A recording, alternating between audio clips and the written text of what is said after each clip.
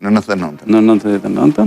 Dhe me çfarë biznesi është marrë kompania në Kosovë? Në Kosovë është marrë edhe me ndërtim të lartë edhe me ndërtim të ulët, me të dyja. Pra, me njëherë pas lufte, ne hapëm fabrika për shitjen e betonit, hapëm gurore në Kosovë. Valon Ademi është biznesmen që kryesisht është njohur nga publiku në Shqipëri për ndërtimin e aeroportit të Vlorës.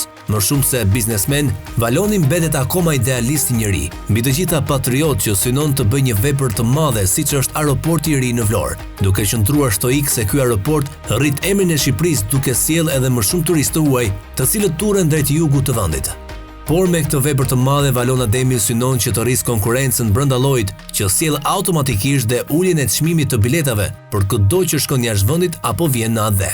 Përplasja publike me biznesmenin tjetër kosovar Begjet Pasolli jashtoi kuotat e tij publike, sepse përveç denoncimit Valon Ademi bllokoi çdo shitje të aksioneve të aeroportit të Vlorës me kompani apo persona që mund të ishin lidhur me 1001 fije me rusët. Një akt ky patriotik.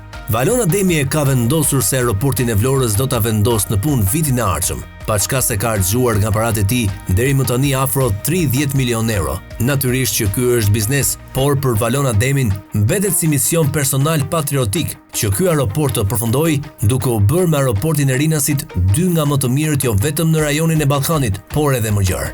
E tham se Valon Ademi nuk është thjesht një biznesmen.